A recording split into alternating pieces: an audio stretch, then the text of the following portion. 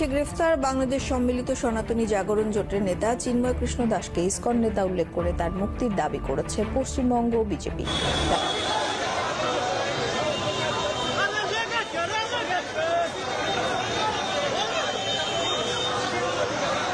দেশের হিন্দুদের অস্তিত্ব রক্ষার লড়াইয়ের যিনি নেতা চিন্ময় কৃষ্ণ প্রভুকে দুপুরবেলা মৌলবাদী ডক্টর ইউনূস সরকার গ্রেপ্তার করেছে। আমরা এই খবরটা পেয়ে অত্যন্ত বিচলিত এবং চিন্তিত।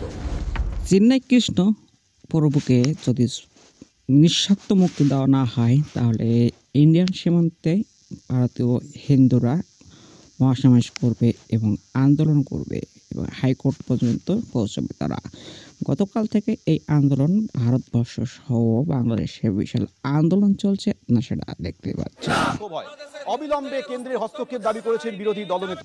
ভারতীয় নেতা দাবি করেন যে হিন্দুদেরকে অস্তিত্ব রক্ষায় যিনি নেতৃত্ব দিয়েছেন তাকে গ্রেপ্তার করেছে বাংলাদেশের বর্তমান সরকার প্রধান উপদেষ্টা ইউনূস। আর মৌলবাদী হিসেবে আখ্যায়িত করেন যে মৌলবাদী সরকার বা হিন্দুদেরকে সংরক্ষণকে